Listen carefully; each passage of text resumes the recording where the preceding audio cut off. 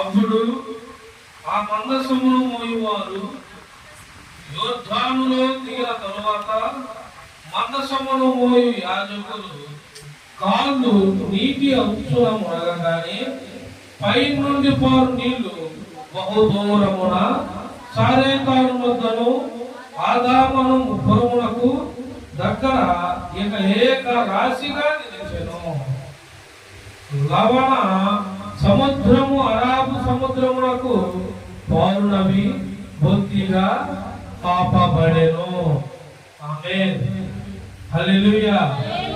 ఒకసారి బైబిల్ అంతే పెట్టి నా తెలుగు చూడండి. మీకు బైబిల్ పాత నిబంధన గ్రంథం అర్థం కాదు, పాత నిబంధన గ్రంథంలో మాటలు అర్థం కావాలంటే మీరు ముందు శ్రద్ధగా వినాలి. ఇక్కడ ఏం జరుగుతుందంటే ఇశ్రాయేలీయులు ప్రజలను ఈజిప్ట్ నుండి నడిపించుటకు ఇశ్రాయేలు ప్రజలకు ఉన్న బాధలను వేదనలను ఎన్నో సమస్యల నుండి వారు వేధించబడుతూ బాధింపబడుతూ ఘోరంగా దేవునికి ప్రీతికరంగా ఉన్నారు. ఇశ్రాయేలు ప్రజలు ఈజిప్ట్ ప్రాంతంలో బహుగా బాధింపబడుతున్నప్పుడు ఈజిప్ట్ నుండి ఇప్పించుటకు ఇశ్రాయేలు ప్రజలందరినీ దాటించాలి అంటే మందసం ముందు నడవాలి. ఎవరు ఏం నడవాలి? దేవుని మందసము ముందు నడవాలి. అందరూ అందుకే జాగ్రత్తగా గుర్తుపెట్టుకోండి. యూట్యూబ్ లో చూసేవారైనా ఇదేవారైనా బాగా శ్రద్ధగా వినండి. మందసము అనగా దేవుని మనకి ముందుగా నడిచే పరిశుద్ధమైన ఆజ్ఞలతో నింపబడిన మందసము. ఆ మందసమును మనకి ముందుగా మోయాలి అంటే లేవీయుల నుండి దేవుడు ఎంచుకున్న వారి నుండి యాజకులే మోయాలి. యాజకులే ముందు నడవాలి. యాజకులు తప్ప ముందు మనుషులు నడవకూడదు. తెలిసి తెలియక ఏమంటున్నారంటే సేవకులను దూషిస్తారు. సేవకుడు ముందు కాదు, ముందు మేము ఉండాలి, మా వెనకాల సేవకుడు నడవాలి. సంఘం చెప్పినట్టు సేవకుడు వినాలంటే సంఘం ముందుకు పోతే మీకు ఎప్పుడు ఉండడు. మీరు పోయి గుంతలో పడతారు, సముద్రంలో పడతారు. మీ ప్రాణం మీరే కొనసాగించుకోరు. మీ ప్రాణానికి మీరే అపాయములు తెచ్చుకుంటారు. దేవుడు ఏం చెబుతున్నాడో తెలుసా? దేవుడు మందసం మోయాలి అంటే దేవుడు ఏర్పరచుకున్న సేవకుడు అనగా యాజకులు మందసాన్ని మోయాలి. మందసానికి ముందు వారు నడవాలి. మందసానికి ప్రజలకి 2000 అడుగుల దూరంలో నడవాలి. యెహోషువ గ్రంథం 3వ అధ్యాయం 3వ వచనం నుండి చూడండి ఒకసారి ఎలా ఉందో. మీరు మీ దేవుడైన యెహోవా నిబంధన మందసమును యాజకులైన లేవీయులు మోసుకొని పోవట చూసినప్పుడు మీరున్న స్థలముల నుండి బయలుదేరి దాని వెంబడి వెళ్ళవలెను. దేని వెంబడి? మందసము వెంబడి. మందసాన్ని మోసేవాడు యాజకుడు, సంఘ కాపరి. యాజకుడు అంటే సంఘ కాపరి. సంఘ కాపరి మందసమును ముందు నడుస్తాడు. మందసము మోయువారు వారు. ప్రతి వాళ్ళు ఎక్కడ నడవాలి? మందసము వెంబడి నడవాలి. మీకును దానికి 2000 కొల మూరల ఎడముండవలెను. 2000 కొల మూర ఎడముండవలెను. చూడండి, దేవుడు మందసము ఎవరు పడితే వారు పట్టుకోవాలనుకోకూడదు. ఎవరు పడితే వాళ్ళు ఎలా పడితే అలా పని చేయకూడదు. పని చేయాలి అంటే శ్రద్ధ కలిగి ఉండాలి, భయభక్తులు కలిగి ఉండాలి, బాధ్యత కలిగి ఉండాలి. ఎలా పడితే అలా దేవుని తృణీకరించకూడదు. ఏమండి, మేమందరం కలిసి ఎందుకు చేయకూడదు? ఎందుకు అంటే దేవుడి మందసము పరిశుద్ధమైనది. అందులో దేవుని ఆజ్ఞలు ఉన్నాయి, దేవుని లేఖనం ఉంది, దేవుని ఆత్మ ఉన్నది. పరిశుద్ధాత్మ దేవుడు మందసముతో ఉన్నాడు. మనం ఎలా ఉన్నాము అంటే మన మనము దేవుని రక్తంతో కడగబడము పాపులముగా ఉన్నాము. కొరింథీయులకు రాసిన పత్రిక, మొదటి కొరింథీయులకు రాసిన పత్రిక 6వ అధ్యాయము, మొదటి కొరింథీయులకు రాసిన పత్రిక 6వ అధ్యాయము 9-10 వచనాలు ఒకసారి చూడండి. అన్యస్తులు దేవుని రాజ్యములకు ఎవరు కాలేరు, వారసులు కానేరని నీకు తెలియదా? చావులైనను, విగ్రహారాధులైనను, వ్యభిచారులైనను,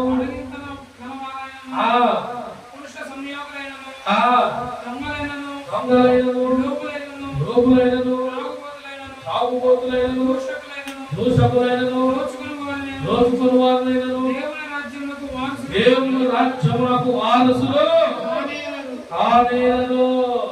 హల్లెలూయా. వీరందరూ దేవుని వారసులు కాలేరు, దేవుని మనసు దగ్గర నిలవలేరు. ఎందుకు అంటే వీరు చేస్తున్న పనులు చెడ్డగావి, చెడు హృదయాలు,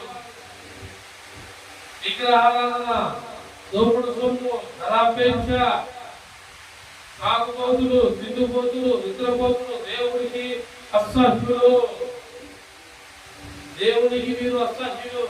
కానీ మందిరంలోకి మనం నడిచామంటే ఎందుకు నడిచాం? చదువు 10 దొంగలైనను, దొంగలు కాదు, లోబులైనను, తాగుబోతులైనను, దూషకులైనను, దోచుకుని వారునైనను దేవుని రాజ్యమునకు వారసులు కానేరరు. మీలో కొందరు అట్టివారై ఉంటుంది గాని ప్రభువైన యేసుక్రీస్తు నామమున మన దేవుని ఆత్మయందును దేవుని ఆత్మయందును మీరు కడుగబడి పరిశుద్ధపరచబడిన వారై నీతిమంతులుగా తీర్చబడితిరి. ఆమేన్. హల్లెలూయా. దేవుని ఆత్మను పొందడం వల్ల, ఆయన రక్తంతో మనం కడగబడటం వల్ల మనము పరిశుద్ధపరచబడ్డాము. మనం పరిశుద్ధపరచబడ్డాం కాబట్టి దేవుని మందసం దగ్గర కూర్చొని మనకి ఈ ప్రదేశంలో కూర్చున్నటకు, దేవుని మందసం ఎదుర నువ్వు కూర్చొని వినుటకు నీవు అర్హుడు అయ్యావు. ఏమయ్యావు? అర్హుడు అయ్యావు. నీవు అర్హుడు అవడం వల్ల ఏమొచ్చింది అంటే ఏమొచ్చింది? దేవుని పేరట నీవు ప్రార్థించుటకు అర్హత వచ్చింది. దేవుని మధ్యలో కూర్చుని అర్హత వచ్చింది. దేవుని బిడ్డలుగా పిలువబడటకు అర్హత వచ్చింది. ఇదిగో దేవుడి మందసము దగ్గర ఉండాల్సిన వారు ఎవరు? యాజకులు. యాజకుడు పని యాజకుడు ఎప్పుడు చేయాలి? రాత్రి నుండి ప్రాంతాలు, పోయిన ఆదివారం నుండి సంఘం వరకు, మనకు హైదరాబాద్ నుండి, ఒంగోలు నుండి, చేకూర్తి నుండి, వెంకటకృష్ణాపురం నుండి, అనేక ప్రాంతాల నుండి వస్తున్నారు. చూడండి, ఈ వారం బిడ్డలు ఇంకా దూరంలో ఉన్నారు. అందరి వరకు ఉపవాస ప్రాంతాన్ని ప్రకటించారు. వారమంతా ఉపవాసం ఉన్నారు. ఈ వారమంతా నేను రోజు ఉపవాసం ఉంటున్నా, కానీ సపరేట్ గా మళ్ళీ వారమంతా కట్టి ఉపవాసం. ఎందుకు అంటే మందసంతో మీరు నడుస్తున్నారు. మందసం దగ్గర ప్రభావం మీకు తాగుతుంది. మీ కుటుంబాలు కదిలింపబడాలి. మీ కుటుంబాల్లో ఎన్నాళ్ళు ఏ అపవాది శోధన ఏం పని చేస్తుందో ఆ శోధన నుండి మీ కుటుంబాలకి విడుదల రావాలి. కాబట్టి అది పరిశుద్ధాత్మ దేవుడే చేస్తాడు. అంటే మనం ఎలా ఉండాలి? పరిశుద్ధంగా పరచబడ్డాం, కడగబడ్డాం, అమూల్యమైన దేవుని రక్తంతో కడగబడ్డాం. ఉపవాస ప్రార్థనలో మనం పాల్గొంటున్నప్పుడు నీలోకి దేవుని ఆత్మ వచ్చింది. ఏమన్నారు? 10వ వచనంలో, మొదటి కొరింథీ 6:10 దొంగలైనను,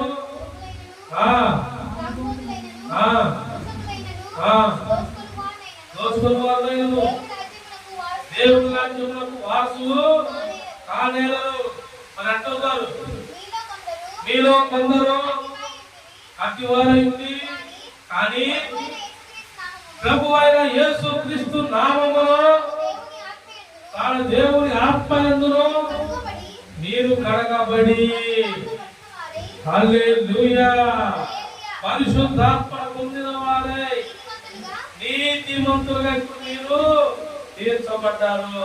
కాబట్టి నువ్వు భయపడద్దు. నువ్వు నీతిమంతులుగా తీర్చబడ్డావు. నీతిమంతులు తీర్చబడ్డప్పుడు, పరిశుద్ధపరచబడ్డప్పుడు లోకంతో నీకు స్నేహం కుదరదు. నువ్వు లోకం ఆలోచించినట్టు ఆలోచించకూడదేక. నువ్వు దేవుని రాజ్య సంబంధివి. దేవుడులాగా ఆలోచించు. దేవుడు ప్రేమతో పోలి నడుచుకో. దేవుడు కృప నీ మీద వచ్చింది. కానీ నీతో ఉన్నవారు ఒకప్పుడు ఉన్నవారు ఉన్నారా అంటే లేరు. ఎందుకంటే వారు దేవుడి దృష్టిలో పడలేదు. కానీ నీకు నేను దేవుడి దృష్టిలో పడ్డాం కాబట్టి మనకి లేని ఎక్కడ లేని కృప, ఎవరి మీదకి లేని ఆరోగ్యము, ఎవరి మీదకి లేని దేవుని ఆత్మ మన మీద దృష్టి నిలబెట్టాడు.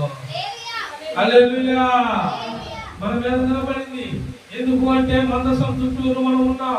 దేవుని పాదాలు అనగా దేవుని ఎంచుకున్న సేవకుని పాదాలతో మనం నడుస్తున్నాం కాబట్టి, యాజకుల పాదాలతో మనం ఉన్నాం కాబట్టి, యాజకుల పాదాలతో మనం కట్టబడ్డాం కాబట్టి మనతో నడుస్తున్నది ఎవరో తెలుసా? పరిశుద్ధాత్మ దేవుడు మనతో నడుస్తున్నాడు, నడిపిస్తున్నాడు. మనం నిత్యము స్థిరంగా ఉంటాము. హల్లెలూయా. నిర్గమకాండము 15వ అధ్యాయము 8వ మాట ఒకసారి చూడండి. నిర్గమకాండము 15వ అధ్యాయము